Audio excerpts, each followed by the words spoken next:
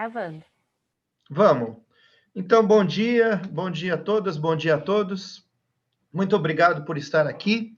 Eu sou Oswaldo Lucon, coordenador executivo do Fórum Brasileiro de Mudanças Climáticas. Nós estamos fazendo aqui um evento importante com o apoio e em grande medida, a organização pelo Instituto Clima e Sociedade, representado aqui pela Cíntia Feitosa, a quem eu agradeço. O evento moderado pelo Shigeo Watanabe, onde será exposto um trabalho feito pelo professor Ronaldo Seroa da Mota, que está aqui. Muito obrigado por ter vindo também. E vamos ver reações, escutar as reações do professor Gilvan Meira Filho, da Caroline Prolo e da Marina Carrilho, do Ministério de Relações Exteriores, representante do governo federal, a quem eu agradeço muito. Um fórum sem governo acaba virando uma conversa informal. E um fórum só de governo também é outra conversa informal. Aqui tá, esse é o espírito do nosso esforço de diálogo, né? O momento não é muito fácil, mas a gente transita em águas turbulentas. Muito bem, bola para frente. Shigeo Watanabe, nosso moderador, muito bem-vindo e obrigado por ter aceito essa tarefa árdua. Boa sorte, Shigeo. Bom dia a todos e todas. Lucon, muito obrigado pelo convite. Queria saudar, claro, o Fórum, o IX, o CEBEDES e as pessoas e grupos que estão apoiando essa iniciativa, que eu acho extremamente pertinente nesse momento, né? Essa discussão toda de soluções baseadas na natureza, discussões todas dessa relação com o artigo 6, com o potencial mercado de carbono negociado sob a égide do Acordo de Paris, eu acho que é o momento mais oportuno possível para a gente ter essa discussão envolvendo o maior número de pessoas possível. Eu queria, logo de cara, então, passar a bola para o professor Ronaldo Seroa da Mota, que vai discutir um pouco o trabalho que ele preparou. O Ronaldo é professor de economia da UERJ, tem o seu PhD na Universidade College de London e foi coordenador do IPEA e no IPCC. Ronaldo, a bola é sua. Bom dia a todos. Quero agradecer ao Fórum, ao IX, pela oportunidade de discutir esse trabalho. Quero também cumprimentar os integrantes dessa mesa, a doutora Caroline Prolo, a doutora Marília Carrilho e ao Gilvan Meira, que há um tempo que eu não vejo. Eu vou ter a oportunidade de, certamente, ouvir muito dos pontos que eu vou tentar levantar e das recomendações que eu vou propor. Então, deixa eu fazer um share screen aqui. Eu preciso que alguém me habilite a fazer o share screen. Está dizendo que o host disable, Cíntia ou Lucon. Um minutinho, Ronaldo. Acho que já editamos, você consegue.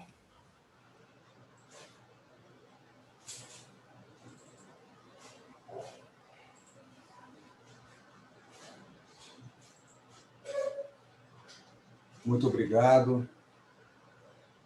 Bom, imagino que todos estejam já com a minha apresentação. Um pouco da história desse documento. A gente já, desde o ano passado, antes da COP de Madrid, fomos instigados a pensar na regulamentação do artigo 6 e, no decorrer até a COP, até durante a COP, com uma certa possibilidade que parecia que o Ministério do Meio Ambiente acenava, de aproveitar o artigo 6 para canalizar recursos para o setor, para a conservação no Brasil. Tá? E isso muito, talvez, calcado no mecanismo 6.4. E, após a conferência, a gente também se deparou com uma movimentação muito grande de estudos e trabalhos da IUCN, até da Comunidade Europeia. Ganhou grande voga o termo soluções baseadas na natureza, e logo depois entra a ideia de soluções climáticas naturais, tá?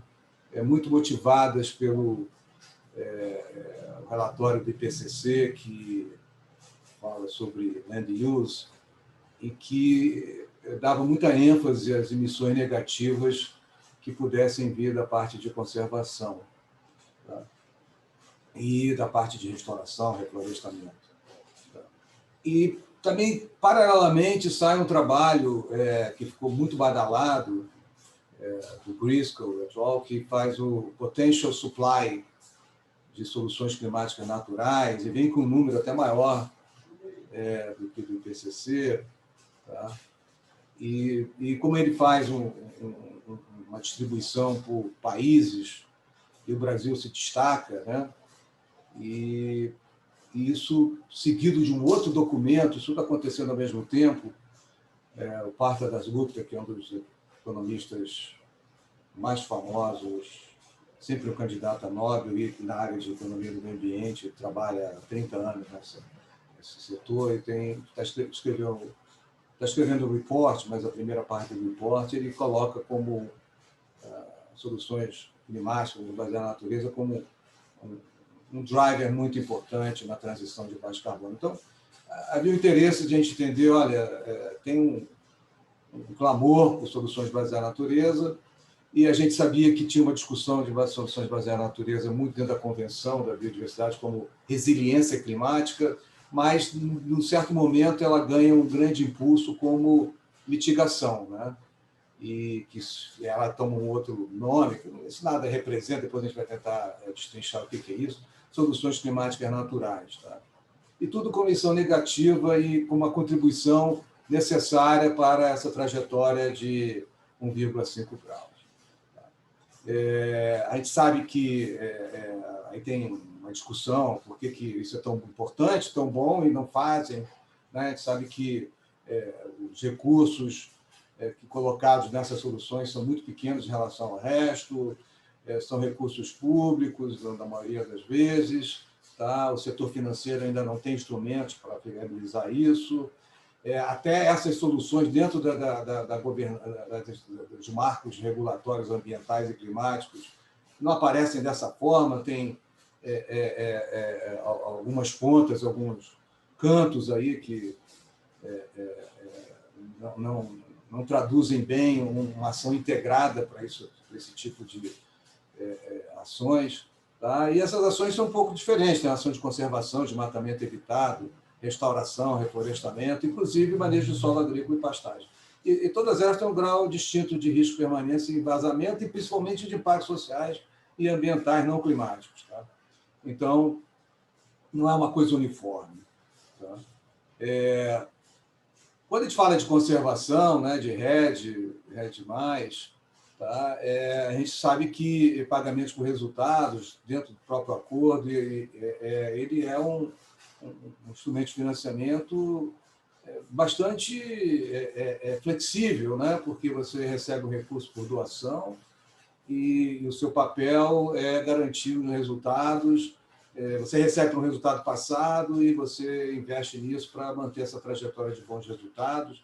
Você tem uma flexibilidade enorme, você não precisa, a priori, apresentar projetos para gerar crédito, você tem um recurso e aí pensa, né, como é que você vai dar seguimento àqueles esforços que você vai fazendo. O Fundo Amazônia é um deles, né, são 5 bilhões que já foram colocados, parece que tem 3 sobrando, e é uma forma...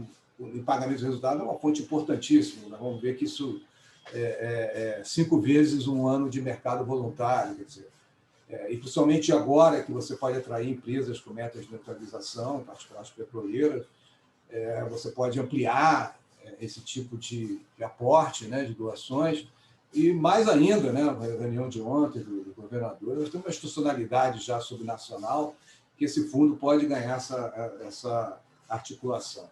Tá? Mas só que há uma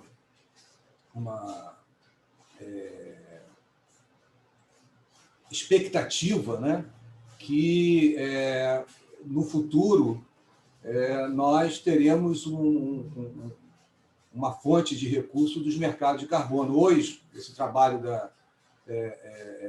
do Paulson Institute, tá? Ele tenta olhar o que é financiamento de biodiversidade, né? Então, vocês podem reparar que, no momento, 2019, licenciamento ambiental, o orçamento atual, né? Porque Biodiversity Office, né? A parte de investimento em infraestrutura. Se você olhar o que o mercado de carbono representa, hoje é a menor importância que tem no financiamento. Mas se você olha a projeções que eles fazem para 2030, tá, você vê que, enquanto algum tipo de ODA vai crescer muito menos do que o mercado de carbono, que parece que vai crescer muito mais. Em termos de crescimento, taxa de crescimento, o mercado de carbono é promissor, mas, no total, ainda continua sendo uma parte, mas esse share vai aumentar. Então, por que essa expectativa do mercado de carbono como uma fonte importante de financiamento, que é a segunda parte do texto? Será que realmente isso é importante e como é que o Brasil está posicionado nessas oportunidades? Tá? E essa que é a discussão que a gente vai fazer aqui para frente. Obviamente, aqueles números do Paulson estão muito articulados com uma possibilidade no artigo 6, o que nós vamos terminar aqui na discussão, dando mais ênfase. Tá? Então, nós temos vários tipos de mercados, dentro dos mercados voluntários, que não tem marco regulatório, que as metas não são compulsórias, que são as empresas, indivíduos que determinam metas de neutralização, tá, de carbono, e vou no mercado voluntário fazer um complemento com os esforços domésticos. Tá? Temos os mercados regionais, nacionais, que a gente chama de jurisdicionais, que tem lá um marco regulatório, tem metas, que tem uma regra toda própria, cada jurisdição escolhe sua própria regra, tá? E aí ele decide se vai ou não usar offsets, e se desses offsets poderiam ser soluções climáticas naturais. Tá? No mercado voluntário, essas soluções climáticas naturais já acontecem, mas no mercado regulados, cada jurisdição tem um posicionamento em relação a isso. Tá? E tem os mercados internacionais, que são esses, que é o artigo, no momento, o artigo 6, que ainda não foi criado, mas é o potencial, e tem o CORSIA. Tá? Pensando no mercado voluntário internacional, só ter uma ideia, esse mercado girou 104 megatoneladas, né? Com um valor de 320 milhões. Tá? Quer dizer, é um valor muito pequeno em relação ao potencial, representa uma parcela ínfima em relação aos investimentos em energia fósseis, quer dizer, tem uma possibilidade que essas empresas possam vir atuar mais nesse mercado. Tá? E, diante dos mercados domésticos, em termos de redução de emissão e transações, né, de créditos, é muito pequeno. Tá? Ele já teve aquele seu boom no início da década e agora está se recuperando, e com toda essa ênfase que se tem em mudança climática e com essas emissões negativas, soluções climáticas naturais, a gente espera... Há uma expectativa, sempre alguns estudos mostrando que ele vai crescer, quanto ele vai crescer não se sabe, mas já tem um indicador de preço, né? Land use já está com preço melhor do que energia renovável. Tá? Então, metade do mercado voluntário ano passado foi em land use. Então, são trends, né? Indicadores que esse mercado vai cada vez abraçar mais essas opções. Tá? O CORSIA é uma outra possibilidade, mas lembrando que o CORSIA tem na sua fase piloto e primeira fase uma demanda de 400 megatoneladas de carbono, quer dizer, 4 vezes o mercado voluntário, tá? Ano passado. Tá? Mas o CORSIA tem uma concorrência muito grande, né? O CORSIA já tem um critério, né, de offset muito bem definido, e aceita MDL. Então, esse estudo mostra que O MDL tem uma vantagem competitiva muito grande, né, nesse mercado. Tá? Inclusive, ele estaria imune a uma questão de adicionalidade regulatória, em que o Corsia está querendo discriminar, não aceitar créditos de carbono e de obrigações regulatórias. Isso, por exemplo, uma regularização ambiental do Código Florestal não seria, os créditos gerados não seriam aceitos no Corsia, mas se você tem um excesso de reserva legal, esse sim seria aceito. Então, há uma clivagem muito já bem definida do Corsia, que cria algumas barreiras para não impede, mas cria algumas barreiras, e uma competição muito grande. Se o Brasil quiser participar no Corsia e quiser privilegiar soluções climáticas naturais, ele tem que reorganizar essa oferta, entender como é que ele vai fazer essa combinação de CDM com opções florestais. A gente, inclusive, já teve um documento que a gente escreveu sobre RED integrado, né, em que você poderia fazer uma combinação dessa oferta. Se o Brasil tiver interesse, porque o Brasil nem se aderiu à fase piloto ainda. Tá?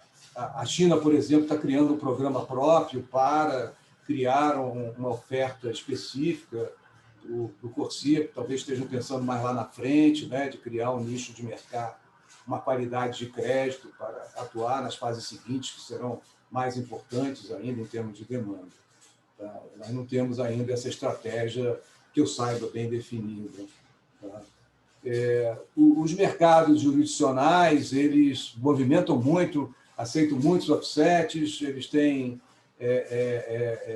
muitas experiências de mercado, mas eles trabalham com offset, geralmente, na maioria, em todos os casos, offsets nacionais. Os offsets internacionais que tínhamos eram o CDM já implementation que tinha no mercado europeu, que não tem mais nessa fase agora que vai se iniciar. Tá? Há no mercado da Califórnia um memorando de entendimento que não andou, mas parece que vai ser ressuscitado agora para offsets de RED, é um memorando entre Chiapas no México e Acre aqui no Brasil, tá? Para RED jurisdicional.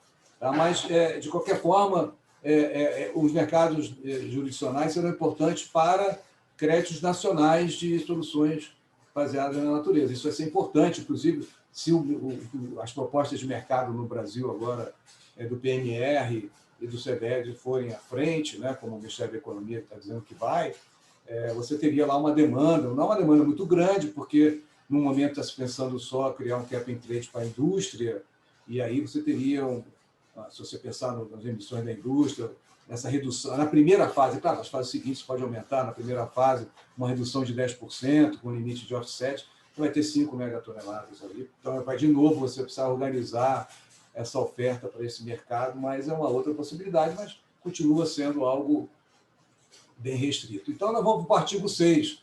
O artigo 6 é diferente, porque se imagina o cumprimento das NDCs, os países vão gastar de 100 a 200 bilhões de dólares, os países da OECD vão gastar 2/3 desses recursos, e imagina se parte desse cumprimento eles resolvam, se tem um mercado, eles vão substituir esforços domésticos por offsets dentro do artigo 6, você pode chegar a bilhões, dezenas de bilhões, aí essa é a expectativa. Essa é mais ou menos uma base do que o Paulson, o Dr. Paulson, estimou de expectativa. Ninguém sabe como é que será esse artigo 6 ainda, a regulamentação, mas ele, em relação àqueles outros mercados, ele tem um potencial de demanda muito maior. Só que esse potencial de demanda é potencial, porque a gente não sabe a regulamentação ainda, tá? E as estimativas são todas feitas sob hipótese de como será essa regulamentação. Mas nós sabemos que elementos da regulamentação vão possibilitar que esse mercado seja mais ou menos ativo, mais ou menos dinâmico. Né? Então, a gente vai falar um pouco aqui sobre isso. Tá? Lembrando que o artigo 6 ele é um mecanismo de cooperação, ele não tem aquela ideia, não, eu quero minimizar custo dos países que têm metas, que era mais ou menos o mote do CDM, etc. Ele não, ele quer aumentar a ambição, quer que essa cooperação aumente a ambição do acordo, tá? Ajudar na trajetória de baixo carbono e no cumprimento de NDCs mais ambiciosas, sustentáveis e íntegras. Tá? Então, ele tem um primeiro artigo, os dois primeiros artigos, C2 e C3, né, que são famosos ITMOS, né, que serão transações entre partes registradas na UNFCCC, tem pouca interferência do órgão gestor do país, mas é importante que essas transações tenham que ser registradas. Se alguém teve oportunidade de ler lá o acordo entre o Peru e a Suíça, vocês vão notar que há muita preocupação de como é que vai fazer isso. Eles estão se adiantando, tentando, nós vamos falar, estão muito baseados no princípio São José, vamos falar mais na frente, em tentar já dar um caminho para como é que é esses registros dentro da convenção. O 6.4 e 6.5, que é chamado mecanismo, que são transações não entre países, como no 6.2, eles são transações entre privados e públicos, tá? E trabalham com um sistema de linha de base e crédito de projetos. Tá? No 6.2 e 6.3, essas contabilizações são de emissões reais, né? Não são de projetos necessariamente. Quem vai decidir como vai fazer é o país quando fizer os seus esforços para cumprir o acordo do ITMO. Tá? Já no 6.4 e 6.5, como não são países, são projetos como no estilo... A gente acha que talvez seja um pouco parecido com o MDL, se não tiver ajuste correspondente de NDC. O que é ajuste correspondente de NDC? Há uma grande controvérsia no mecanismo 6.4 e 6.5, que não há no 6.2, que se uma empresa vender um crédito para outra empresa de outro país, tá? O país da empresa que compra pode usar isso na sua NDC, mas o país que vende não precisa. Isso não teria ajuste de NDC. Tá? Aí tem uma discussão se o carbono é de um setor que está coberto da NDC, não está coberto. Fica uma discussão muito complexa e complicada sobre esse ajuste, quando, na verdade, há uma outra, talvez eu considero majoritária, dizendo que não. Qualquer transação tem que ter ajuste correspondente, porque senão fere a ambição do acordo. Qualquer crédito vendido que não faça ajuste de NDC significa que, ao contrário, a cooperação reduziu a ambição do acordo. Eu vou deixar a Caroline falar um pouco mais sobre isso lá na frente, mas se houvesse ajuste correspondente, esse mecanismo tem muito mais a ver com joint implementation que dentro do protocolo de Kyoto entre países com metas, né? Dado que a NDC pode ser entendido, né, como uma meta para os países. Tá? Dada essa característica de projeto, nós sabemos das experiências do CDM do joint implementation, como isso é muito complicado e pode gerar muito hot air, diferentemente do 6.2, esses créditos terão que ser validados não só pela autoridade nacional, mas também pelo órgão gestor do acordo, com aquelas regras que nós tínhamos no MDL e no Joint Implementation. Tá? Então, isso vai trazer, né, definição de linha de base, etc., adicionalidade, vai ter uma discussão similar que teve naquela época, tá? E mais essa discussão do ajuste correspondente, como é que será feito. Tá? Lembrando que, de novo, né, o artigo 62 e 64 não cria um mercado, a ideia é aumentar a ambição, dizer assim, será que o mercado ajuda a aumentar a ambição? Tem umas pessoas que acham que é o contrário, porque se tem quem venda, pode ser que haja um incentivo aos países no futuro terem NDCs cada vez menos ambiciosas para poderem vender e fazer ajustes correspondentes. Aí outros dizem que não, mas ao contrário, os países que queiram ser ambiciosos poderão fazê-los porque saberão que terão uma oferta de offsets baratos. Tá? E aí que tem uma discussão que não precisa nada disso. Para ter uma ambição, talvez você tivesse que discutir adicionalidade sobre uma trajetória, não de NDC, mas de uma trajetória de uma NDC que representasse uma trajetória de baixo carbono, que não tivesse hot air, ou que fosse associada a uma trajetória de 1,5 graus. Tá? Então, Uma outra discussão dessa possibilidade do artigo 6 realmente aumentar a ambição é criar um desconto, né, nas transações, quer dizer, você faz as transações, faz ajuste correspondente da sua NDC, mas para cada X quantidade que você vende, você aumenta, quem vende aumenta X, mas quem compra só reduz a sua meta algo menos que X. Tá? Vamos falar sobre isso. Tá? Tem um outro problema no artigo 6, que é o carregamento dos MDLs, porque, embora sejam respeito a contratos anteriores, mas eles não são reduções de emissões reais dentro das NDCs, então há uma grande discussão como resolver isso, mas é um problema que você resolve once for all, também não é um choque de redução de emissão tão grande, tá? Tem vários caminhos que podem resolver, eu não vou falar aqui disso, tá? Porque eu estou falando de mais soluções climáticas naturais, tá? E aí vamos começar a discutir se deveríamos ter regras comuns ou diferentes no artigo 6.2 e 6.4, tá? A ideia de ajuste correspondente, a princípio, vamos falar assim, não haver dupla contagem está muito explícito nos dois artigos, né? No 6.3, que fala do 6.2, deve evitar dupla contagem. No 6.5, que acompanha o ponto 4, diria os mecanismos, as emissões resultantes podem ser utilizadas para a NDC da parte geradora, se usado por outra parte, que demonstrar o cumprimento da sua NDC. Tá? Então, a polêmica sobre isso é bastante grande. Não diria que a maioria que a gente ouve de documentos e tudo são a favor do ajuste correspondente. O Brasil, em algum momento, não sei se continua, mas, por sorte, a Marília Carrilho está aqui, vai poder falar sobre isso, talvez até explicar a posição passada brasileira e atual sobre esse ajuste correspondente no 6.4, enquanto no 6.2 me parece que não há nenhuma discussão, nenhuma controvérsia sobre ajuste correspondente. Tá? O artigo 6.1, como fala dessa cooperação, tem que aumentar a ambição, tá? Há uma ideia desse Overall Mitigation Global Mission, que você tem um desconto dessas trocas. Isso está no 6.4, mas não está no 6.2, que me parece que não faz sentido se a ambição, se os dois têm instrumentos para ambição. Tá? Então, há uma discussão se deveria trazer do 6.4 para o 6.2 isso também, e se isso seria suficiente para garantir que essa cooperação aumente a ambição do acordo, do artigo 6 do Acordo de Paris. Tá?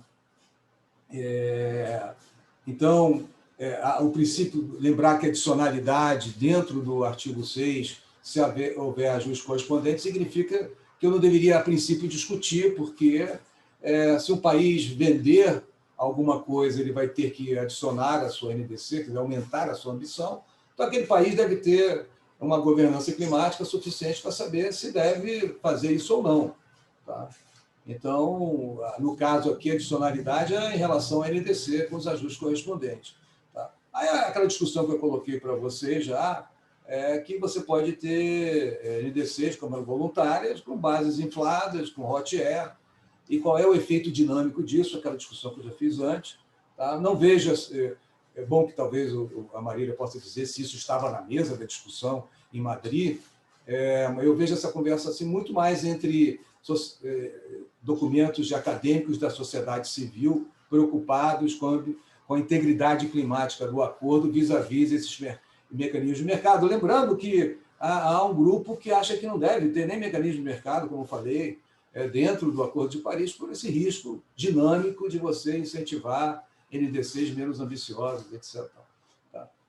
Eu não comungo muito com essa posição, mas não quero deixar de lembrar que existe. Tá? Bom, eu não sei se o Overall Mitigation Global Emissions vai ser suficiente para isso, nem sei se tem uma outra discussão. Tem gente que propõe que o Comitê Gestor do Acordo de Paris faça uma verificação das NDCs para saber se estão infladas ou não. Acho que isso me parece que, se está na mesa, vai ser a última prioridade, né? Porque já tem muitos assuntos outros do artigo 6 que ainda não foram resolvidos e talvez seja mais simples do que esse. Tá? Bom, muita gente fala que a meta brasileira, por ser ambiciosa, economy-wide, isso é ruim para o país. Eu vou fazer uma interpretação aqui diferente, dado essa preocupação com adicionalidade, porque baseado na fragilidade das NDCs, que tem hot air, eu acho que o Brasil tem uma vantagem competitiva adicional. Ele tem uma NDC inquestionável, ela inclui todos os setores, todos os gatos, tem metas setoriais. Então, se o Brasil fizer um ajuste correspondente, ele está dizendo, olha, eu vou fazer mais do que eu estou fazendo, que eu me prometi fazer. Eu acho que isso cria um carbono nobre nesse mercado, com esses questionamentos que talvez não sejam traduzidos em regra, na regulamentação do artigo 6, mas vão estar presentes na sociedade civil, naqueles setores que ficam cobrando a integridade climática do artigo, como fazem hoje no mercado voluntário. O que você está comprando? É de uma NDC inflada?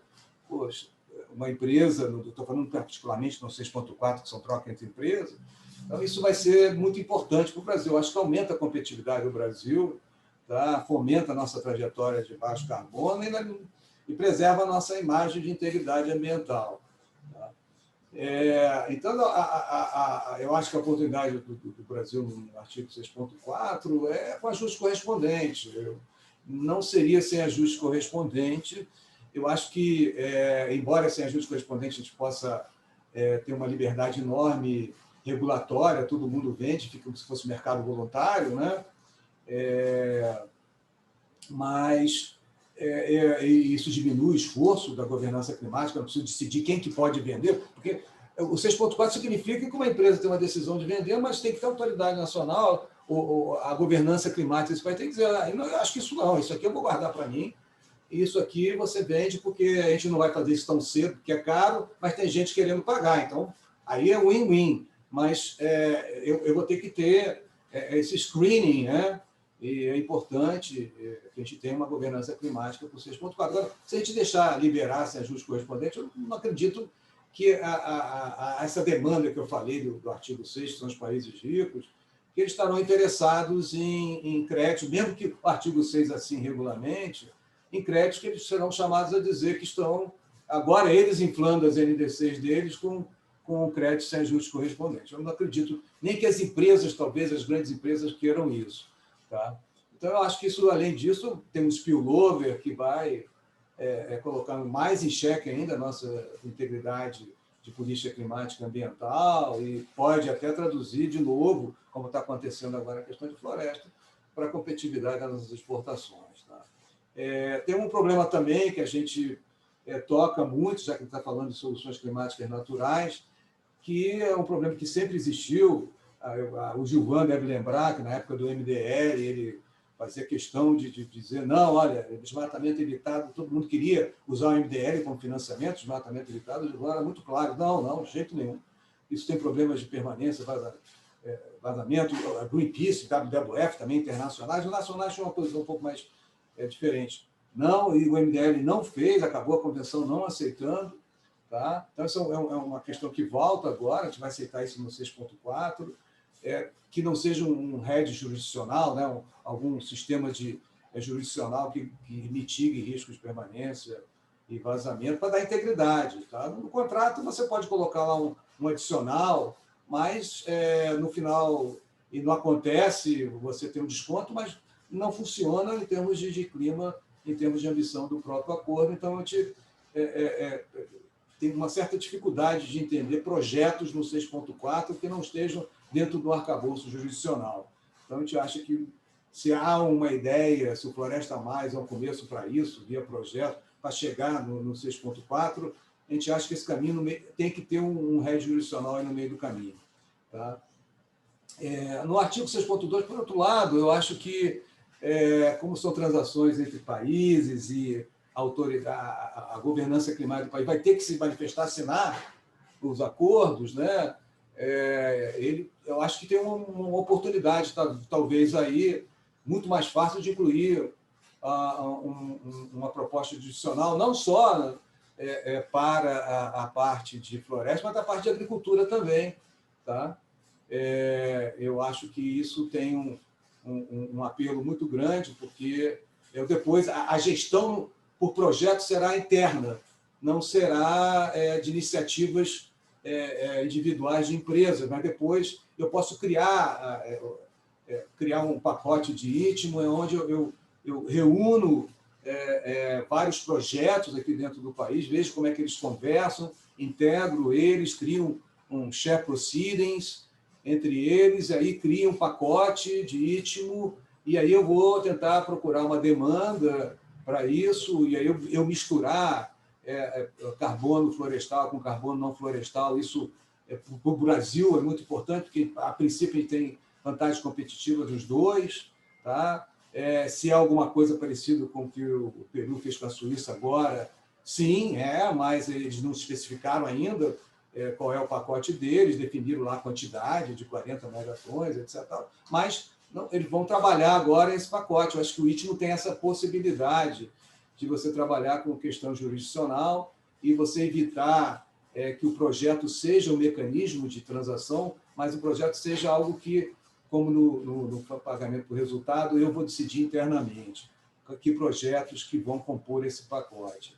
Tá? Eu acho que o Brasil ainda não aderiu aos princípios de São José, que surgiu na COP de Madrid, que tem muitos dos principais concorrentes nossos no artigo 6, se houver esse mercado, e boa parte da demanda está lá, e que o objetivo principal é da integridade climática, evitar dupla contagem. Tá? Então, eu acho que isso, se o Brasil faz uma adesão a isso, ele está fazendo uma boa sinalização. Tá? Então, para terminar aqui, as nossas recomendações, você está falando de soluções climáticas naturais.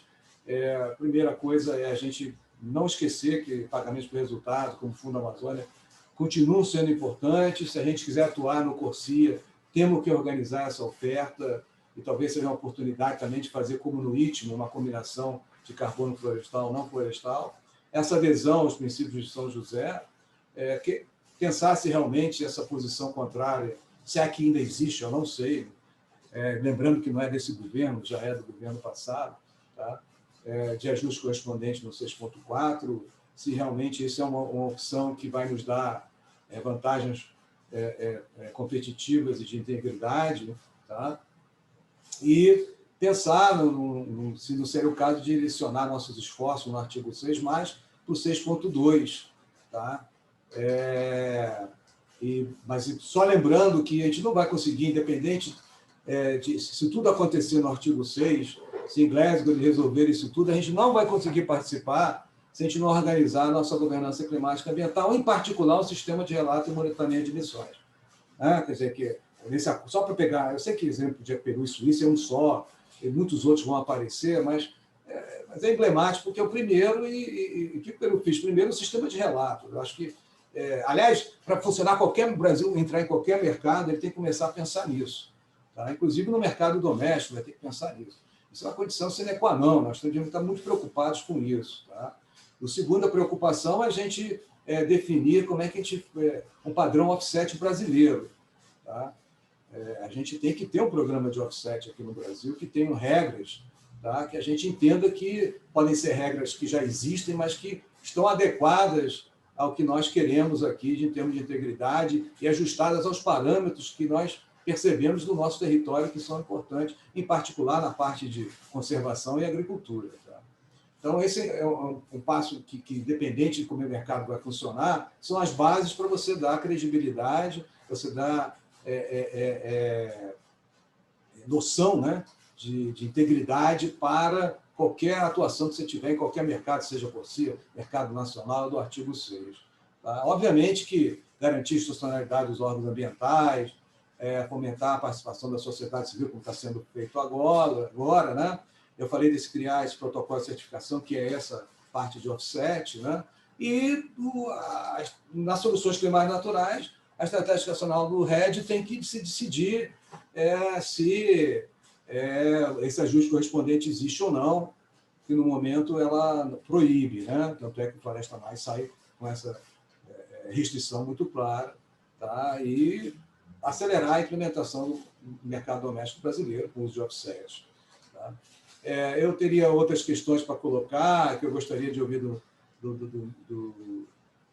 Ministério das Relações Exteriores, como é que nós estamos vendo, além dos ajustes correspondentes, a nossa posição sobre o carregamento do MDL e da repartição de fundos, que também tem um tributo, né, que é uma taxação que tem no 6.4, que não aparece 6.2, e também me parece alguma coisa desigual, já que nós estamos pensando esse fundo é para fomentar atividades de adaptação em países vulneráveis. Então, como é que o Brasil se posiciona nisso? Então, são esses pontos. Muito obrigado e vou ficar muito interessado em ouvir esses parceiros dessa mesa, quais eu tenho muito respeito e espero que eles contribuam para, inclusive, corrigir algumas colocações que eu fiz aqui. Muito obrigado pela oportunidade.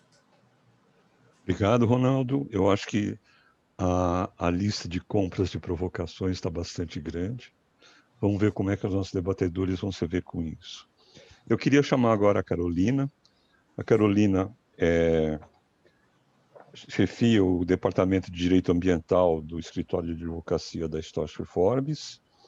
Ela é consultora do IED e uma das fundadoras da rede La Clima, de advogados que trabalham na área climática. Carolina, só como provocação, eu vou pegar uma coisa que o Ronaldo deixou para você, que é entrar um pouco mais nessa questão dos ajustes correspondentes. Bola é sua. Obrigada, Shigeo. Bom dia a todos. Cumprimentando os meus colegas debatedores e cumprimentar o Fórum e o IX pela iniciativa desse evento.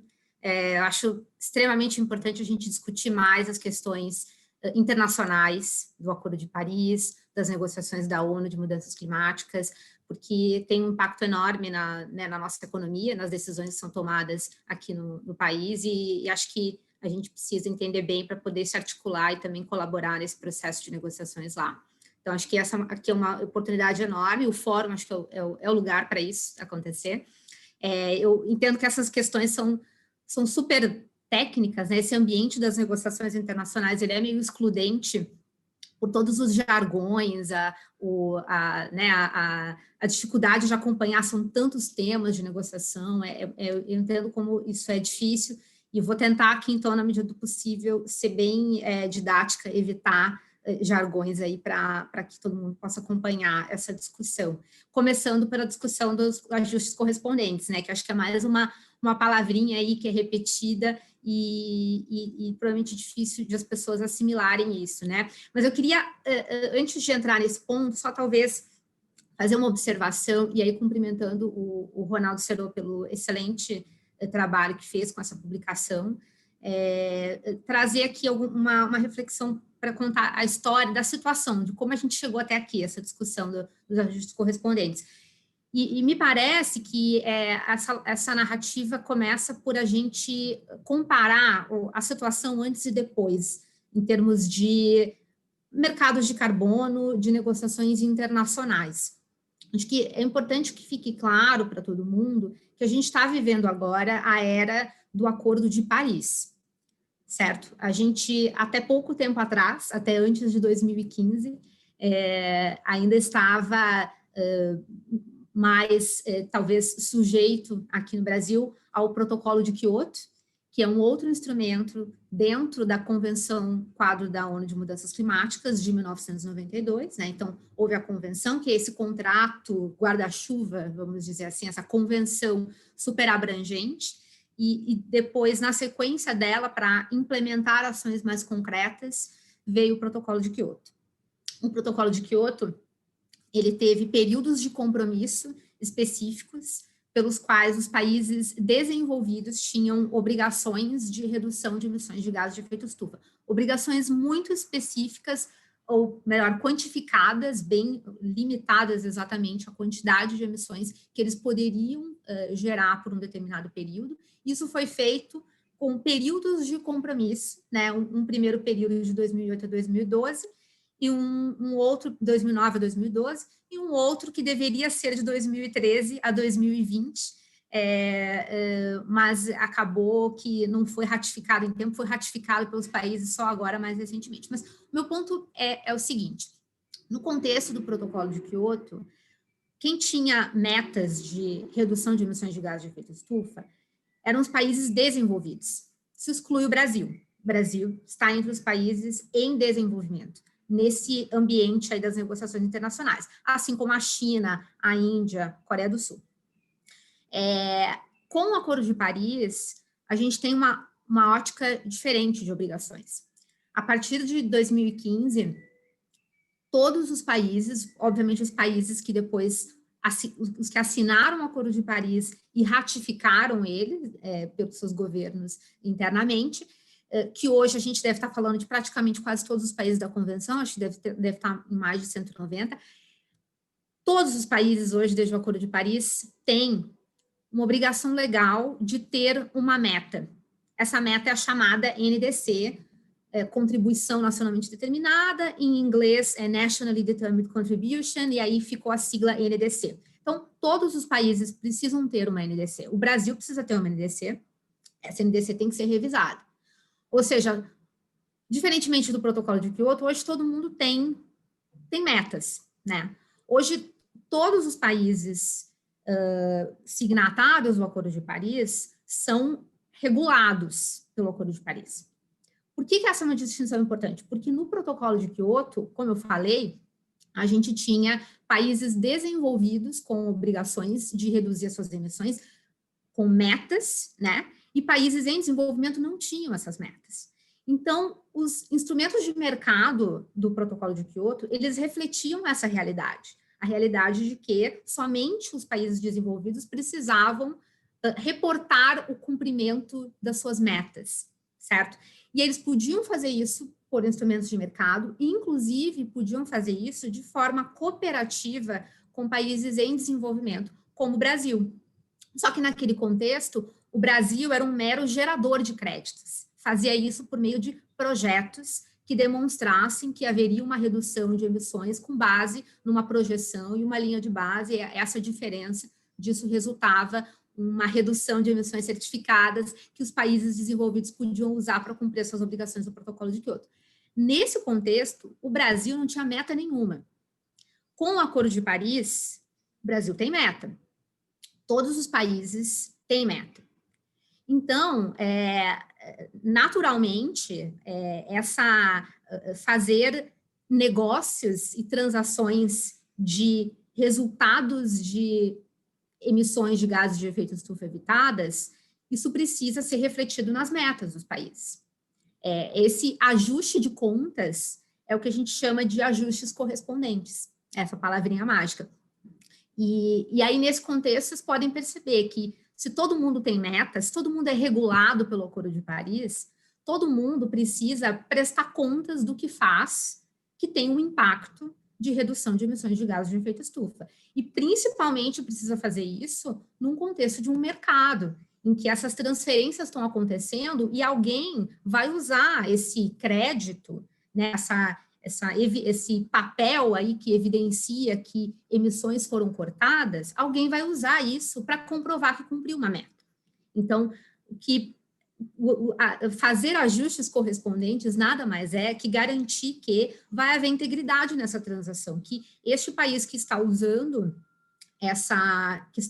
esse crédito, né, para contabilizar na sua meta, vai fazer isso de uma forma com que o outro país que gerou o crédito, né, que fez a redução dentro do seu território, esse país não vai considerar essa mesma redução para fins da sua meta. Então, essa transparência de fazer esse ajuste de contas, isso é crucial para qualquer mercado. Acho que todo mundo consegue entender isso aqui, né? Você pensa que um investidor internacional que queira comprar créditos do Brasil nesse contexto, ele vai querer ter certeza de que o governo brasileiro está fazendo esse desconto, né?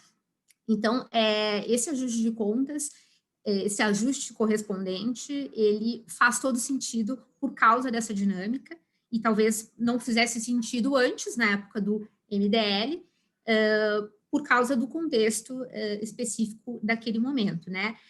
Então, assim, parece uma coisa tão autoevidente, mas é claro que isso pode gerar algumas repercussões aí de mudança de paradigmas, né? Então, se antes a gente tinha o MDL, em que o Brasil poderia gerar esses créditos sem nenhum tipo de prestação de contas, sem precisar fazer, enfim, efetivamente prestar contas para a ONU de que reduziu aquilo da sua contabilidade, né? Essa não é mais uma realidade. Então, a gente precisa rever processos internos, e aí eu acho que corroboro o posicionamento agora do Seru, inclusive, de falar do MRV. Então, a gente precisa ter um sistema de relato muito forte para poder realmente confrontar essas informações e ter esse controle aqui dentro. A gente precisa se adequar a essa realidade. Mas, assim, é inevitável se adequar a ela, porque se você quer participar de um mercado, você tem que garantir que essas trocas estão sendo feitas de uma forma justa e de uma forma com integridade especificamente para o meio ambiente, né? A gente tem que ter certeza de que a gente não está reduzindo emissões de um lado e aumentando de outro, né? Que que exista, que realmente se entregue a redução de emissões de gases de efeito estufa que o mercado quer, ou a compensação, na verdade, né? Então, assim, esse é um primeiro ponto que eu queria trazer, talvez tentar trazer um pouco desse, enfim, esclarecimento sobre o que são ajustes correspondentes e, ao mesmo tempo, uma reflexão sobre como é muito difícil enxergar um cenário em que esse ajuste não seja feito por um problema em que uma situação em que a gente poderia eventualmente estar enxergando um cenário de dupla contagem. Então, a gente precisa se certificar de que essa dupla contagem não vai acontecer, esses ajustes vão ser feitos. Mas a gente sabe que o governo brasileiro tinha um posicionamento um pouco diferente sobre a aplicação dos ajustes correspondentes, e essa até acho que uma provocação aqui que eu queria fazer à Marina, depois tenho certeza de que ela já abordaria isso na fala dela, mas realmente pedir se ela pudesse ser explícita em nos contar aí qual é a tese do governo brasileiro do por que não aplicar ajustes correspondentes, ou qual é a solução para esse problema relatado aqui de que a gente não pode ter dupla contagem enfim, faz todo sentido que os players do mercado façam essa comprovação de que não estão utilizando aquele crédito para contabilizar na sua meta local, né? Então, faço essa reflexão e agora avanço para uma outra reflexão importante, que é falar especificamente disso no contexto das soluções baseadas na natureza, né? E aí eu acho que a gente tem desafios que foram também já levantados pelo Seroa e levantados na publicação dele, inclusive, que são problemas com integridade desses projetos, desses créditos, né? Esse é um problema histórico, essa preocupação já vem de muito tempo, né? E talvez a Marina também possa até nos contar melhor o contexto, porque eu entendo que o governo brasileiro tinha um posicionamento bastante contrário, inclusive, especificamente em relação àquelas reduções de emissões por desmatamento evitado, que é a sigla famosa lá do RED, né? Nesses casos, inclusive, nesses casos em que você simplesmente mantém a floresta em pé, né, a conservação florestal, essa atividade por si só não poderia ser objeto de um mercado de carbono. E aí ela entrou no final do dia para um mecanismo específico de RED, que inclusive tem um artigo específico no Acordo de Paris, o artigo 5. Mas agora, nesse contexto de negociações do artigo 6, a gente volta a falar sobre a possibilidade de, no artigo 6, se tratar desse tipo de crédito também, né, de desmatamento evitado. Mas, afora o desmatamento evitado, as atividades de florestamento e reflorestamento, essas também têm as suas preocupações, né, muito pelas características peculiares aí desses projetos florestais, né? As questões também que o Ronaldo já mencionou de permanência, né? Como é que você consegue garantir, porque a árvore um dia cai, a árvore morre, questões de vazamento, como é que você garante que você está evitando um desmatamento num lugar e ele não vai ter sido transferido para o outro, questões de contabilidade, como é que você conta o efetivo, o sequestro de carbono que cada tipo de árvore calculou. Eu não vou entrar em detalhes, eu realmente não conheço as especificidades metodológicas, mas existem muitas preocupações de integridade ambiental, integridade climática, né, de que efetivamente, nesses casos, vai haver uma redução de emissões de gases de efeito estufa. E, então, tem uma preocupação muito grande nas negociações do artigo 6, daqueles, obviamente, que têm interesse nisso, em construir aí um framework, né, para se viabilizar isso, né? Eu acho que algumas premissas estão colocadas ali no artigo 6, nos textos de negociação. A gente viu também mencionado pelo Ceroa os princípios de San José, né, que são esses conjuntos de princípios que alguns países elaboraram lá no final da negociação no passado, que comunicaram no final da negociação no passado, para tentar trazer, né, já que as negociações efetivamente não teve um acordo ali naquelas negociações de todos os países do Acordo de Paris, um grupo resolveu pelo menos criar umas regras ali no seu clubinho, umas regras que eles entendem de integridade climática e que fazem muito sentido, e essas regras, inclusive, têm sido aí, tem havido uma adesão de vários países a essas regras, e mais recentemente a gente viu essas regras serem incorporadas no acordo bilateral que a Suíça e o Peru fizeram. Então, assim, a gente está vendo esse esforço, né? E aí eu gostei muito da proposta do Ceroa de a gente olhar para isso como uma oportunidade, né, de fazer um ITMO brasileiro, né? O ITMO é a unidade transacionável lá do artigo 6.2 do Acordo de Paris. Então, existe talvez uma oportunidade de a gente se inserir nessa tomada de decisão sobre como vai funcionar um mercado de carbono global que considere esses offsets florestais, né? E aí, então, até esse é um ensejo para mais uma pergunta que eu queria já até direcionar para a Marina, de entender qual é o posicionamento do Brasil, do governo brasileiro nas negociações hoje sobre esse tema em especial, de se utilizar, de incorporar as atividades florestais no artigo 6, onde ela enxerga isso, como poderia acontecer, inclusive, eventualmente, as atividades de conservação do REDD, se elas estariam inseridas nesse contexto. E aí, enfim, se o governo brasileiro tem interesse em participar da construção desse framework. E só para finalizar, pegar um gancho também da fala recente do Ceroa, uma pergunta aí para o Ceroa. Você falou sobre, então, na possibilidade de haver um engajamento aí do governo brasileiro quanto a isso, nesse ITMO brasileiro, você falou, enfim, de diversas possibilidades, né, de se fazer eventualmente essas possibilidades estariam em fazer acordos como o Peru e a Suíça fizeram, né? Eu não sei se você consegue elaborar um pouco mais aqui para se pensar em eventualmente, que instrumentos a gente já tem hoje que possam ajudar nisso, né? Então, você falou de MRV, tem o Sirene, né? Dá para, enfim, turbinar o Sirene, trabalhar em cima do Sirene para isso.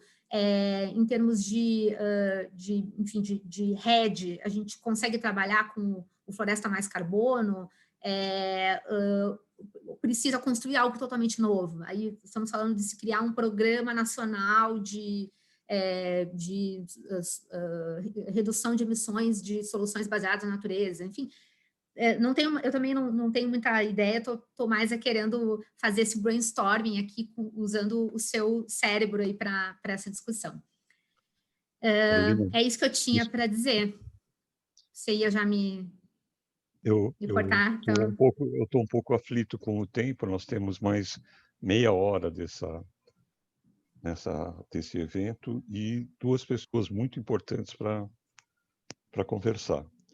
Eu queria chamar, então, o professor Gilvan. Ele dispensa qualquer apresentação, mas mesmo assim eu vou tentar.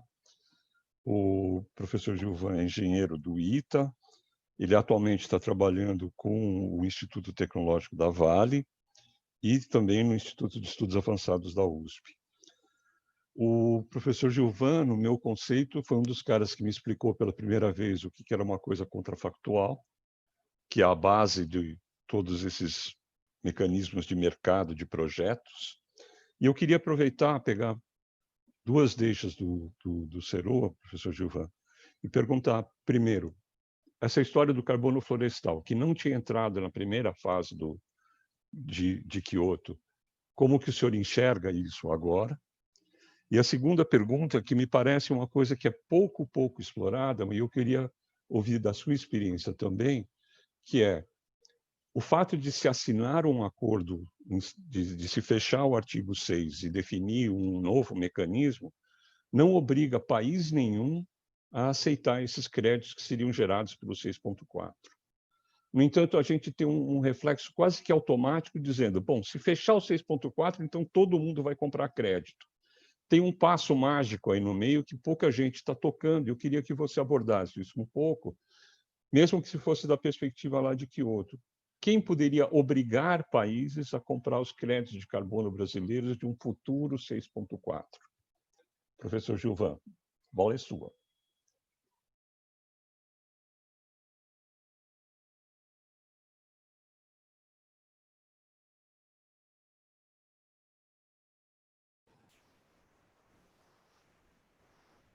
Alta tecnologia. Eu descobri que se eu ligar o microfone, você escuta melhor, né? É um prazer ouvi-lo novamente. Seguiu faz algum tempo. Obrigado pelo convite, Lucon. Meus parabéns, Seroa. Eu concordo com 90% do que você falou. Você pediu que mencionasse algo dentro da pequena faixa de 10%, coisa que eu tentarei fazer. E aprendi muito com você hoje pela sua explicação didática, né? Gostei das colocações da Caroline, ela foi muito precisa em levantar os pontos. Só para os outros saberem sobre o que o Shigeo está falando, essa história de contrafactual é um conceito da lógica que é extremamente importante em economia e em vários setores. O contrafactual é o que teria acontecido se você não tivesse feito alguma coisa. Os economistas adoram isso. Tipicamente, um ministro da Fazenda diz: a inflação foi muito alta este ano, foi 20%, mas se não fosse o meu esforço, seria pior. Esse se o futuro fosse diferente, isso é o tal do contrafactual. Os economistas não só gostam disso, como eles precisam disso, porque e mudança do clima também, porque você dizer que você reduziu as emissões, ou mesmo o esforço todo aí, PCC, Convenção, Acordo de Paris, você está dizendo, eu preciso reduzir as emissões em relação ao que elas seriam se eu não fizesse nada. E o que seria se eu não fizesse nada, em lógica, chama-se um contrafactual. E é um conceito muito complicado, porque no primeiro capítulo do livro de lógica, ele começa dizendo assim: um contrafactual não pode ser demonstrado, ponto. Então, você não consegue demonstrar o que algo seria se não fosse você. Você não demonstra, você convence alguém. Como os economistas fazem? Depois eles erram na previsão e voltam com a mesma cara e dizem: olha, a razão pela qual eu errei na previsão foi essa, está aqui minha nova previsão. E a vida segue, né? Então, nós temos, gostemos ou não, nós temos que lidar com essa história de contrafactual. Gostei do Shigeo lembrar isso, viu? É muito importante. Então, o esforço do Acordo de Paris é o de mudar do que a gente chama no IPCC de RCP 8.5, que é a trajetória atual, que nos levará a um aumento de temperatura de 4,5 graus em 2100, com consequências muito importantes aí, consequências danosas para a civilização, passar desse cenário para um cenário 4.5, para ficar em 2 graus ou 2,6 para ficar em 1,5 graus.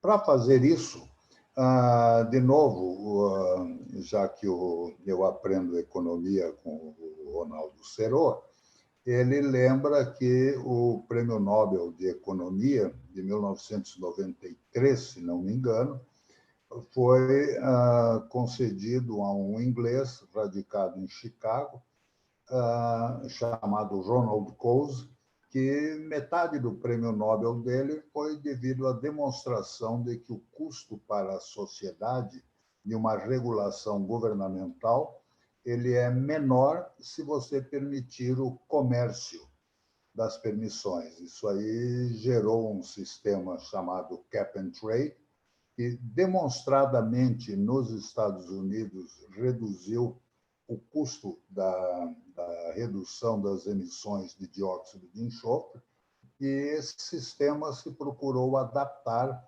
para a mudança do clima. E a lógica é muito simples. Se o Shigeo e eu temos que reduzir, cada um, as nossas emissões no ano que vem de 100 para 90, mas o custo marginal de redução, para mim, é muito mais baixo do que para o Shigeo, na fábrica dele, faz mais sentido eu reduzir a minha parte, reduzir a do Shigeo, o Shigeo me paga, e aí o importante é que ele paga menos do que ele gastaria para a redução de emissões. Ou seja, ele fica contente, eu fico contente, e o resto da sociedade fica contente porque eles não têm nada a ver com isso. Entre os dois, nós reduzimos de 100 para 90. Se fui eu que reduzi de 100 para 80 e o Shigeo não reduziu nada, tudo bem, isso não é da conta dos outros. Essa é a lógica do mercado. Eu não estou aqui defendendo o mecanismo de desenvolvimento limpo. Eu, pessoalmente, acho que, com o tempo, ele se meteu em areia movediça em querer fazer uma demonstração de adicionalidade, esquecendo que você não demonstra contrafactuais, e se criou uma lógica perversa do tipo: eu só declaro que é adicional se o implementador do projeto mostrar que perde dinheiro, o que viola qualquer bom senso, né? E isso causou o afundamento aí do mecanismo de desenvolvimento limpo. Para manter o mecanismo dentro do Acordo de Paris, e, em particular, no setor florestal, porque é disso que nós estamos falando hoje, eu tenho algumas opiniões. Primeiro, embora eu seja muito amigo, fui colega no Instituto Tecnológico Vale da professora Vera Imperatriz Fonseca, que está de volta aqui em São Paulo, que foi uma das grandes autoras aí dessa história no caso dela, ela trabalhou com abelhas, né, ou com polinizadores para esse relatório ISP-RN com o Robert Watson, que, aliás, foi presidente do IPCC, hein? Então, ele é do ramo e ele sabe dessas coisas. Agora, em que pese a brava tentativa de expandir o conceito de mercado para o pagamento de serviços ambientais e essas novas palavras da moda, sob o ponto de vista estritamente de mudança do clima, de novo, eu aprendi a apreciar esses outros aspectos aí do pagamento por serviços ambientais e outros aspectos de vegetação, aí, da biosfera, inclusive de floresta, porque a minha amiga, a professora Vera Fonseca, disse que eu devia prestar atenção nisso. E eu prestei. Até procurei ajudar em algumas coisas, por exemplo, estudando o efeito da mudança do clima sobre a biodiversidade. Mas, estritamente, sob o ponto de vista da mitigação da mudança do clima, ou seja, como baixar a curva de emissões que corresponde ao cenário RCP 8.5 do IPCC para o 4.5 ou 2.6, que são os que correspondem a 2 graus e 1,5 graus, respectivamente, aí não tem muito jeito. A única coisa que, fora, digamos, uma questão de imagem de uma empresa ou de um país, etc., a única coisa que funciona é você ter uma linha de base, o que é um contrafactual, convincente, e você reduzir em relação a isso. E aí, evidentemente, na minha opinião, a contabilidade deve ser feita corretamente e com transparência, de maneira que todo mundo aceite. E isso não resolve o problema em si. Aquelas estimativas que o Ronaldo apresentou, que estão corretas, elas fazem parte de relatórios internacionais, quer dizer, ele está mencionando corretamente, mas os relatórios estão errados. Ou seja, não há a menor chance de, no setor florestal e de agricultura, você reduzir 35% das emissões. Primeiro, porque há um erro lá, inclui a pecuária, que sobrevaloriza o efeito das emissões de metano, mas isso é um outro problema. O fator correto de relação do metano para o CO2 é 4, não é 28, como é feito no tal de GWP. Mas, tirando isso, não há a menor chance de o mercado ser inundado por esse tipo de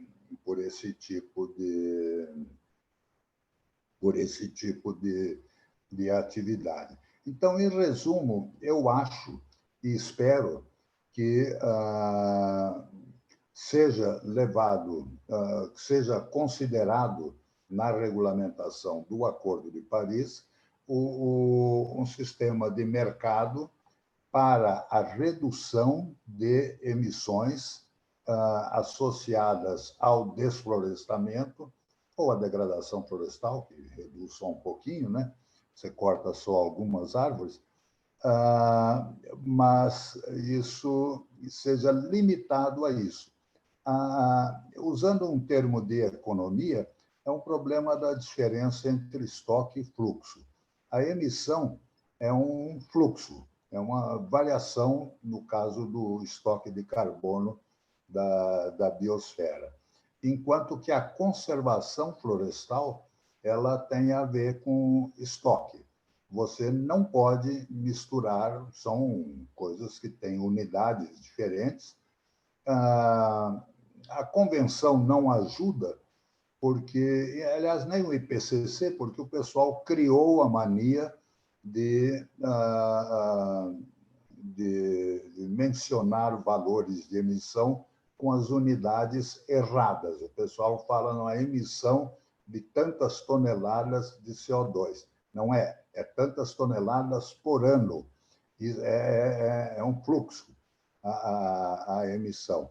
O estoque, sim, é em toneladas, né?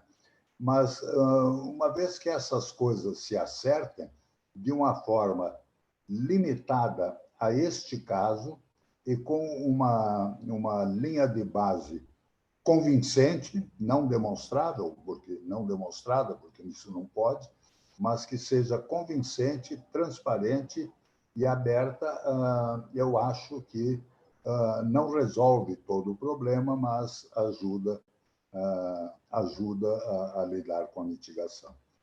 Era isso, Chegou. Professor Gilvan, muito obrigado. É sempre um prazer ouvi-lo falar. Queria passar a palavra, então, finalmente, para a Marina Carrilho, diplomata do MRE. A Marina é formada pela economia aqui na USP e represento o Brasil em várias negociações de segurança química, dos mercados de carbono, da parte de aviação. Marina, muito bom ter você com a gente. Obrigada, Shigeo. Obrigada também, Oswaldo e o Fórum, pela realização desse evento, e obrigada ao professor Ronaldo também pela apresentação e pela publicação desse texto. Aproveito também para agradecer em nome do Itamaraty pelo convite para participar dessa reunião. Eu acho muito pertinente esse estímulo dado para esse tipo de discussão por meio da publicação de trabalhos, da abertura de um espaço para a discussão desses temas que são tão importantes e que têm o potencial de afetar o nosso país de uma forma tão direta e tão concreta, né? Nesse momento, eu vou procurar me ater às questões relativas ao artigo 6 do Acordo de Paris. Dentro do Itamaraty, não sou eu quem trata diretamente do tema de soluções baseadas na natureza, e também não quero entrar em uma área em que outros colegas mais experientes teriam muito mais acrescentado que eu nesse debate. E, além disso, as negociações sobre o artigo 6, elas não são setoriais, então, acho que nem caberia que eu comentasse sobre uma área específica, né?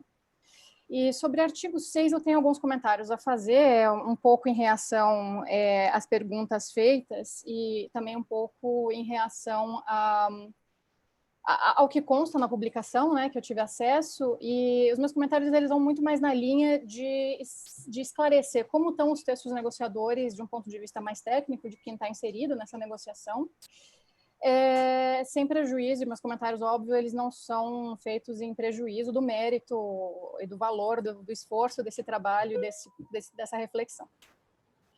Como eu disse, é muito valioso, né, na nossa percepção, esse esforço de abordar alguns temas espinhosos, e artigo 6, ele pode ser um assunto um pouco indigesto, então, tentar aprofundar esse entendimento e tornar esses temas mais palatáveis e mais compreensíveis, eu acho que é um esforço louvável, e agradeço novamente o Fórum por essa iniciativa. Bom, o primeiro ponto que eu quero comentar então, sobre o estado atual das negociações. 2020 tem sido um ano atípico, todo mundo sabe, em virtude dessa pandemia, e os eventos negociadores oficiais previstos foram todos adiados. Então, tem havido algumas discussões esparsas de caráter informal, mas formalmente a negociação está estacionada no mesmo lugar em que a gente a deixou na COP25 em dezembro do ano passado em Madrid. E o que resultou em Madrid não foi um acordo que se refere em um texto de decisão ou em um texto base para que um grupo de trabalho intersessional, o SUBSTA, o limpasse para levar para a COP26 em Glasgow. O que a gente teve no final da COP25 foi... Vocês estão me ouvindo bem? Desculpa. Tá tudo certo? Perfeitamente. Tá ótimo. Obrigada. No final da COP25 foram 3 textos produzidos pela presidência chilena da COP25, e não teve acordo sobre nenhum desses 3, de forma que o entendimento brasileiro e de várias outras partes naquela ocasião era de que os 3 textos que deveriam seguir para o grupo técnico de trabalho intersessional, para que fossem limpados e seguissem, então, para a COP26. E essa falta de entendimento sobre esses 3 textos era porque nenhuma das partes sentiu que em cada um dos 3 havia um entendimento pleno de que cada texto seria inclusivo de todas as posições e preocupações que foram levantadas em todas as partes, né?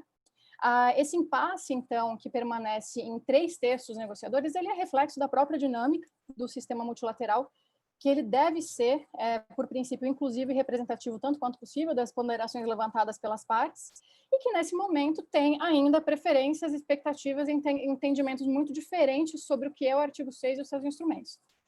Então, esse meu primeiro ponto, ele é mencionado aqui em reação um pouco à forma como esse resultado da COP25 às vezes aparece, né, nos debates. Então, a gente não teve um resultado da COP de Madrid. E o segundo ponto, então, agora que eu queria entrar nessa mesma linha, é sobre as principais questões sobre as quais ainda tem grande divergência. E essas divergências, elas acontecem não só no nível político, mas também no nível técnico. Ainda que a gente tivesse tido uma decisão única para implementar o artigo 6 e finalizar o livro de regras, tem importantes questões operacionais que ainda são fundamentais para a gente fazer o artigo 6 e os seus 3 instrumentos virarem realidade. essas questões elas não foram suficientemente discutidas, mesmo nesses 5 anos em que a gente tem debatido e negociado. Se vocês pegarem os 3 textos negociadores, vocês vão notar que existe uma decisão e um anexo, e no texto da decisão há um mandato para que um grupo de trabalho se debruce sobre essas questões técnicas, né? Então, mesmo que a gente tivesse uma decisão, não é garantia que isso vai se traduzir em instrumentos de cooperação imediatamente operacionalizáveis, né? Bom, como eu já tenho mencionado, e também como o professor Ronaldo mencionou, o artigo 6 não é um instrumento, são 3 ferramentas distintas de abordagens voluntárias de cooperação, né? A gente tem um artigo 6.2, que ele traz a possibilidade de a gente estabelecer um comércio de emissões em nível nacional, referente aos agregados contábeis dos resultados de mitigação, ou seja, ele é um instrumento que permite que as partes que não foram capazes de cumprir seus compromissos junto ao Acordo de Paris, elas possam comprar superávites de outras que cumpriram com mais folga as suas metas. Quando a publicação sobre a qual a gente está debatendo, ela menciona esses ITMOS, que é a sigla para os resultados de mitigação transferidos internacionalmente, na sigla em inglês, que é uma espécie de unidade que ainda carece de maior definição, e exemplo dessa falta de definição sobre um aspecto tão básico, ela se reflete nesses 3 textos negociadores que eu mencionei, que saíram da COP25, isso que eu estou me referindo, ainda não tem sequer um entendimento sobre o que é essa unidade básica de transação. É uma unidade? O que é isso, né? E a gente tem também o texto do artigo 6.4, que dá o mandato para que a convenção estabeleça um mecanismo centralizado sob a sua supervisão em moldes muito similares ao mecanismo de desenvolvimento limpo que o antecedeu no protocolo de Kyoto, né? E esse artigo 6.4, ele não se refere a um comércio de emissões de agregados nacionais, por assim dizer, né? Mas a possibilidade de intercâmbio de reduções de emissões certificadas promovidas por entes não necessariamente públicos, governamentais, com compromissos de NDC. Essas reduções de emissões, exemplo de como foi no protocolo de Kyoto, elas devem ser devidamente verificadas e devidamente certificadas por um órgão de supervisão internacional, para que elas possam ser transacionadas, e elas não configurariam ITMOS. Existe uma controvérsia sobre a terminologia, né? O que os negociadores utilizam nas salas de reunião não é ITMO para se referir às unidades 6.4, mas a 6.4 ERs, né, que são Emissions Reductions. E a gente tem, por fim, o artigo 6.8, como vocês sabem, que são as abordagens cooperativas não baseadas em mecanismos de mercado. E sobre os 2 primeiros, que eu acho que é onde estão as maiores controvérsias, vocês podem perceber que o 6.2, ele parece apontar um caminho que remete muito mais à soma zero que muitas partes se referem às vezes, mas que nesse contexto faz sentido, e o artigo 6.4, que indica um caminho que, por si só, no entendimento brasileiro, já promoveria essa redução, essa mitigação adicional, né, ao estabelecer que só seriam passíveis de transação aquelas unidades certificadas por um ente internacional referentes a reduções de emissões que fossem adicionais aos esforços obrigatórios dos países, ou seja, a reduções provenientes de projetos que não existiriam na ausência desse incentivo, né? Quando eu quero dizer o mecanismo do 6.4. Outras partes podem ter entendimentos diferentes, como de fato tem, assim como expectativas diferentes sobre esses mecanismos, e é justamente isso que fundamenta essas divergências que nos impediram até agora de chegar a um consenso e que estão refletidas nesses 3 textos negociadores, né? Então, esse meu segundo comentário, ele é sobre essas principais, eu fiz essa contextualização para indicar que esses entendimentos sobre, e essas expectativas sobre esses mecanismos, elas fundamentam as principais questões que ainda estão em aberto. Então, a gente tem a questão da contabilidade das transações que acontecem sob o 6.4, que é o que, né, muita gente chama de ajuste correspondente, mas, na verdade, é uma controvérsia sobre como contabilizar as primeiras transações, as primeiras transferências de reduções de emissões ocorridas sob o 6.4. Um outro ponto de controvérsia é a possibilidade, como já foi mencionado, de a gente fazer uma transição entre as atividades, as unidades e as metodologias do antecessor, o MDL, para o MDS, que é o Mecanismo de Desenvolvimento Sustentável, possivelmente esse o nome, e também a possibilidade de se aplicar, de se deduzir um percentual chamado Share of Proceeds, que é uma espécie de taxa que existia no MDL, está prevista para o MDS, e haveria a possibilidade também de a gente aplicar essa dedução também de transações ocorridas sob o artigo 6.2. Essa foi uma das principais controvérsias que polarizou o debate na COP25 e deixou muito claro que há dois campos muito distintos: os países desenvolvidos, que não querem, que se opõem à aplicação desse share of proceeds no 6.2, e países em desenvolvimento que entendem que haveria sim espaço e mandato para que a gente procedesse a essa cobrança. Meu terceiro ponto, então, feita essa contextualização sobre em que estado a gente está e de onde derivam essas controvérsias que ainda permanecem, é sobre os chamados princípios de São José, né, que são mencionados algumas vezes na publicação como se fossem uma possível resposta a essas controvérsias, que não são poucas, sobre o artigo 6. E esses princípios eles foram lançados por um grupo de 30 países, 30 e poucos países, no final da COP25, mas eles não são produto da COP, e eles não são um resultado da Conferência das Partes. Eles são uma narrativa de um grupo de partes, e eles basicamente compilam uma série de posições e preferências de alguns países e alguns grupos negociadores. Nem todos esses princípios eles estão alinhados ao entendimento e às expectativas do governo brasileiro sobre como devem se conformar esses instrumentos de mercado sob o artigo 6. E é assim que esses princípios eles devem ser entendidos, né? Eles podem ter um apelo, um formato bacana assim, para serem tratados, mas eles só refletem preferências que não necessariamente são as do Brasil sobre um tema que é altamente complexo e controverso.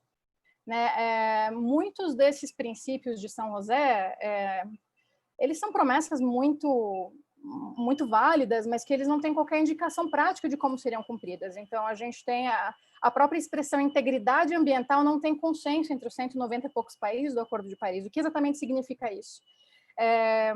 A proposta, um dos princípios de São José inclui uma promessa de manter alto nível de ambição, e é algo que tampouco tem maior clareza. Então, que ambição é essa? Né? Qual é a referência de ambição? Porque a NDC brasileira, por exemplo, ela é mais ambiciosa do que as NDCs de muitos dos signatários desses princípios de São José.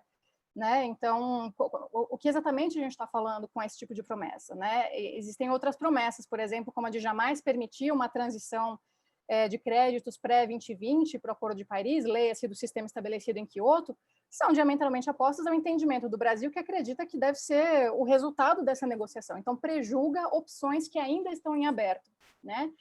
A respeito dessas controvérsias, eu vou entrar um pouquinho nelas agora, o Brasil tem sustentado que a própria credibilidade do regime a ser estabelecido sob Paris deve contar com, depende da vontade dos stakeholders, né, desses entes, não necessariamente públicos, em participar, e seria um sinal muito, né, uma mensagem muito ruim, a gente dizer para esses stakeholders, muitos dos quais participaram do MDL de boa fé, por exemplo, que se houver qualquer mudança futura no regime internacional, os contratos que foram firmados por eles nunca mais não vão ser mantidos. Né? Então, a gente vai ter, por exemplo, em 2025, uma primeira rodada aí de aferição das NDCs, e se chegar à conclusão que tem que mudar o artigo 6, o que a gente faz com esses contratos? Então, que precedente é esse que a gente está lançando? Né? Outros desses princípios de São José, eles podem perfeitamente se encaixar nas posições do Brasil, como a possibilidade de que as informações sobre as transações dos mecanismos de mercados elas sejam armazenadas centralizadamente, né, independentemente de qual instrumento a gente está falando, num registro central para fins de transparência, para rastrear essas transações todas, e garantir a própria integridade ambiental, né, na nossa acepção. E essa introdução que eu estou fazendo, ela é só para relativizar a importância dada, às vezes, a esses princípios. Eles não necessariamente garantiriam o desbloqueio desse impasse, eles não refletem um consenso do qual só o Brasil não faz parte, são só 30 países. Né? A gente tem que ter cuidado, então, com algumas dessas narrativas. A própria forma como a solução do ajuste correspondente é dada para a questão da integridade ambiental, na verdade, não garante que a gente não tenha problemas de aumento de emissões, né? Porque a preocupação por trás da proposta de se proceder a um ajuste correspondente contábil, ela é para garantir que não haverá aumento de emissões decorrentes do uso desses mecanismos de mercado, né? E onde está o caminho, né? A fórmula para esse ajuste correspondente? Está nos textos negociadores do artigo 6.2, mas as metodologias, mas a forma como consta nos 3 textos dá muita margem para que as partes, elas envolvidas em transações, elas escolham metodologias de ajuste diferentes conforme a sua conveniência. Então, às vezes, um país envolvido em transações diferentes com diferentes parceiros, ele tem incentivo, sim, na forma como o texto se coloca nesse momento, para que ele escolha metodologias diferentes conforme a sua conveniência. Isso pode gerar um acréscimo de emissões, na verdade, que é justamente o contrário do que a gente quer e é justamente o contrário do que essa suposta solução gostaria de solucionar, na verdade, né? Então, a questão não é simples, né? A gente não precisaria de uma negociação tão complexa para fazer uma conta de mais e menos, uma subtração e uma adição. Não existe simplicidade no artigo 6, e é esse o meu ponto, né? O diabo está nos detalhes, como muita gente fala. Seria, então, muito simples, talvez muito equivocado, assumir que o Brasil é contrário ao ajuste correspondente. O Brasil não é contrário ao ajuste correspondente, né? E aí, já respondendo a uma das provocações. O ajuste, ele tem um mandato, sim, para o artigo 6.2. Esse mandato, ele consta na decisão 1 CP 21 da COP de Paris, no parágrafo 36. Ele é legal, ele é legítimo. No 6.4, porém, esse mandato não existe, porque a premissa por trás desse instrumento, ela é diferente. E mesmo no 6.4, não se trata de ser totalmente contra ou totalmente a favor. O professor Gilvan, agora há pouco, mencionou a questão do contrafactual e do factual. Então, como que eu vou abater da minha contabilidade fato, factual, uma informação que ela é baseada num contrafactual? Então, é essa ponderação que a gente tem feito para matizar, mas não se opor, na verdade, à questão do ajuste correspondente. Mas ele deve fazer sentido, ele deve resolver um problema. E se a gente parte do pressuposto, né, de que para serem transacionadas, as reduções de emissões, elas devem ser adicionais aos esforços dos países, onde estaria, então, aí a dupla contagem que esse ajuste viria a responder, né? Então, a própria falta, né, de tecnologia adequada para medir a real contribuição, se houver, de cada projeto do 6.4 para a nossa NDC, para fazer um abate preciso da contabilidade, se for necessário, e não penalizar na prática, né, o governo por autorizar esses projetos, é algo que a gente tem que pensar nas implicações práticas dessas soluções, que supostamente seriam simples, mas que na verdade não. Né? Como eu disse, a gente não precisaria de negociações tão complexas para fazer uma mera operação aritmética. Né? E eu já estou me aproximando agora do fim, mas eu tenho um quarto aspecto que eu quero comentar, que se refere a como a forma como a posição brasileira parece ser retratada por vezes, e se refere a um pouco a essa argumentação que eu faço do ajuste correspondente, né? E mesmo da questão da transição do MDL, que seria uma questão de legitimidade e de legalidade, inclusive, de você manter contratos que foram firmados de boa-fé com outras partes, né? Que querem voluntariamente participar desse regime. Né? Na página 28 da publicação, por exemplo, se lê que os representantes brasileiros argumentam que, com esses ajustes, as oportunidades nesse mercado seriam significativamente reduzidas, uma vez que nossas metas são absolutas. Como eu mencionei, existe um raciocínio técnico por trás da argumentação do Brasil. Nesse caso específico, nós, de fato, temos uma NDC com metas absolutas, economy-wide, válidas para toda a economia, mas é uma NDC fortemente baseada em políticas e medidas a serem empreendidas pelo governo federal, né? E o raciocínio é que, na verdade, não é necessário isso só no caso do artigo 6.4 para as primeiras transferências das reduções de emissões que haja esse ajuste correspondente, né? Que, como eu já informei, essa operação matemática ela não é qualquer garantia para assegurar que não vai haver um aumento de emissões, né? Pois os projetos aprovados, no nosso entendimento sobre esse MDS, eles seriam, de fato, adicionais e não haveria, então, dupla contagem. Seria esse o nosso raciocínio. Então, óbvio, né, se o professor Ronaldo tiver interesse, estou aberta, a gente pode fazer uma conversa depois, aliás, deixo o convite aqui estendido, mas para a gente também alinhar um pouco essas questões, né? Aplicar um ajuste correspondente, tendo essas premissas, né? E a noção, né, tendo em mente as possíveis implicações práticas disso, é algo que está por trás da posição brasileira, né? A gente entende no caso do 6.4. Como que a gente evitaria uma socialização de custos contra uma privatização de ganhos, né? Quem que ganharia? Seria o desenvolvedor do projeto, que na concepção brasileira corresponde ao ente privado, por exemplo, ao passo que a NDC brasileira ela seria, na prática, aumentada contra sua vontade, e a gente lembra que a natureza do Acordo de Paris e do compromisso de todos os países, não só do Brasil, ela é nacionalmente determinada. Então, como que a gente teria, na prática, um organismo internacional alterando as metas de ambição dos países por meio de um instrumento que é voluntário além disso, né? Então, a gente teria um grupo de entes, né, se beneficiando, né? Esses benefícios poderiam ser privatizados, não estou, claro, sem prejuízo qualquer do valor desses projetos para o desenvolvimento sustentável, não é isso, eu estou pensando do ponto de vista prático, e da gente ter uma NDC aumentada e que deveria ser, então, compensada pelo conjunto da economia para fazer valer essa operação contábil, né? Então, esses exemplos que eu quis dar, obviamente, não é só para demonstrar a complexidade não só da nossa posição, mas de todas as posições que estão refletidas nos 3 textos negociadores que a gente tem e que permeiam o artigo 6 e que, por isso, a gente ainda tem esse impasse, mesmo depois de extensas negociações.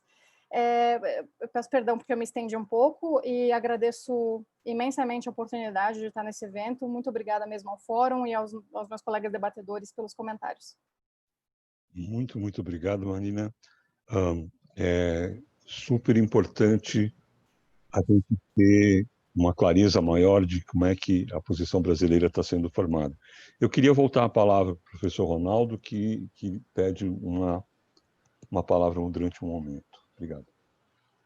Eu quero agradecer os comentários da Caroline e do Gilvan. A Caroline fez uma pergunta como desenhar os istmos, né? Eu quero só reforçar que o ponto que a gente não pode pensar em desenhar um istmo com os instrumentos que nós temos aí. Inclusive, nem Floresta Mais, se a gente não tiver relato de emissões e se a gente não tiver um mandato em termos de compreensão que o Brasil tem interesse em fazer um istmo. Tá? Então, acho que isso é um primeiro ponto de partida, se o Brasil realmente quer participar de um mercado internacional e acha que isso é vantagem para o país. E aí eu vou fazer uma pergunta, vou voltar para a Marília, agradecer que ela colocou umas questões muito importantes, quer dizer, ajuste correspondente 6.4 não é fácil, aliás, 6.4 não é fácil, 6.4 tem vários vazamentos, se a gente pensasse mesmo em ambição, seria preocupação com 6.4. Mas eu queria, para a gente poder caminhar, Marília, a gente fala muito da posição do governo brasileiro. Onde essas decisões são tomadas? Existe um fórum? É na Casa Civil? É no Ministério da Economia? No Ministério do Ambiente? Como essas decisões foram tomadas? Como é que eu sei qual é a posição do governo brasileiro? Onde isso se traduz? Tem algum documento? Tem alguma discussão? Porque acho que aqui para o fórum seria importante a gente ter um entendimento exatamente, assim, olha, nós vamos lá pode ser que isso não seja possível uma estratégia diplomática, se é isso, então a gente vai ter que trabalhar sem saber o que o governo pensa. Mas, assim, já que você enunciou que tem algumas coisas que o governo pensa, onde tem essa estratégia brasileira? Qual é? Porque a gente conversa com os representantes europeus, outros, eles têm lá, talvez eles digam coisas que eles não estão negociando, você sabe muito bem, mas há uma explicitação do que a gente pretende. A gente quer realmente participar desses instrumentos de mercado, quer. Qual é a proposta, já que a gente acredita que tem que ter ajuste correspondente, é complexo, qual é a proposta nossa para reduzir essa complexidade, garantir, evitar a dupla contagem? Existe isso escrito? Existe algum órgão dentro do governo federal? Porque a gente poderia, então, conversar logo não só com o MRE, agradeço o seu convite, já vou aceitar, vou lhe procurar, porque eu tenho outras dúvidas que você pode talvez me esclarecer. Mas existe esse órgão do governo federal que toma essas decisões, que instrui o Itamaraty a fazer a negociação. Pelo decreto, parece que é o Ministério do Meio Ambiente que é responsável pelo artigo 6. Infelizmente, eles não estão aqui. São eles que instruem vocês. Quem é que instrui o Itamaraty?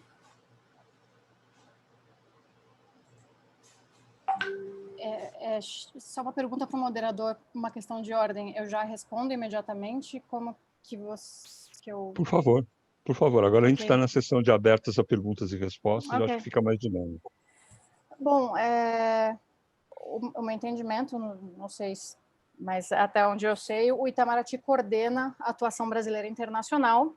Então, uma primeira parte da sua pergunta, são feitas reuniões de coordenação interministerial, nos quais são convidados todos os órgãos de governo com competência e interesse no assunto, antes das reuniões dos órgãos subsidiários e antes das COPs, e tem também uma coordenação nas quais a gente estende o convite para a sociedade civil, e o Fórum Brasileiro de Mudança do Clima, salvo engano, costuma ser convidado, né? Então, tem essa representação. Você pode encontrar, em termos de documento, faz algum tempo já que a gente não tem uma publicação, um position paper, talvez até seja o caso de produzir algo para fins de esclarecimento, mas as nossas submissões, cada país pode fazer submissões de suas posições para a Convenção Quadro. A gente tem algumas que vocês podem encontrar no site da UNFCCC, elas são públicas, e lá você pode ver, tanto para o 6.2 quanto para o 6.4, quais são os nossos principais pontos que não mudaram substantivamente. Eu acho que a nossa última submissão foi 2018 ou 2017, não estou enganada, posso checar, mas lá tem a base da posição conforme essa coordenação, salvo o melhor engano. E lá tem também a questão com a preocupação, não só com a questão do ajuste correspondente, assim, a gente não nega o ajuste correspondente no 6.2, para o qual tem um mandato, mas a gente sugere que isso seja visto à luz de um arcabouço maior de limites e salvaguardas ao uso desse instrumento, né, para garantir justamente isso. Então, uma coisa que o Brasil tem defendido é justamente que, pelo menos uma mesma parte, né, que haja um limite a esse menu de opções de metodologias de ajuste correspondente que podem ser usados pelas partes de acordo com a sua conveniência, né? Então, esse é um ponto.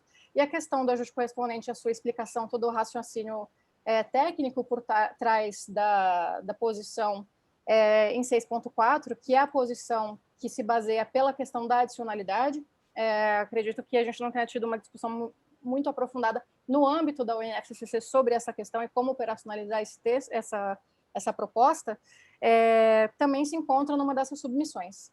É esse o meu comentário.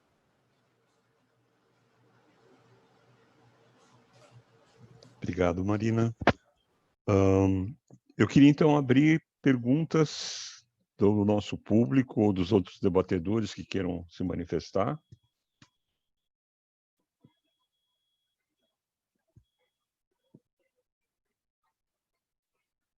Temos um grande silêncio. Pelo jeito, está todo mundo satisfeito.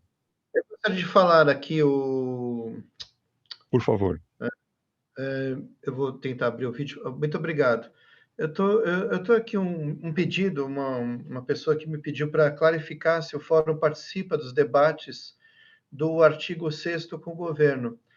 Tudo o que o Fórum faz, nós fazemos abertamente e publicamos, exceto, eventualmente, algum telefonema meu digamos, para a Marina ou para um ou outro funcionário do governo, mas isso eu não considero em si uma atividade do Fórum. Então, nós temos aqui total abertura quando temos a representação em grupos no Comitê do Fundo Clima e no CONAHED. A gente faz reuniões preparatórias, temos membros designados para participar. Temos aqui a Flávia Frangetto, a Linda Murusawa, para o Fundo Clima, o Vitor Salviati, e eu, né, que eu não pude designar outra pessoa, para o CONAHED, e nós procuramos dar essa devolutiva, utilizando o nosso instrumento, que são as listas. A lista do WhatsApp, que já chegou no limite de 256 pessoas, eu não sei como superar esse desafio.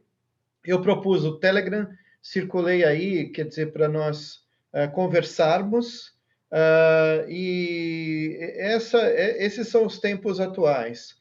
É muito difícil fazer reunião sobre tudo, e por esse motivo eu quero capilarizar os trabalhos do Fórum. E convido desde já, esse núcleo de inteligência que está presente nesse encontro aqui, para nós propormos uma agenda construtiva, formal ou não. Eu acho melhor ter uma agenda informal do que não termos nenhuma.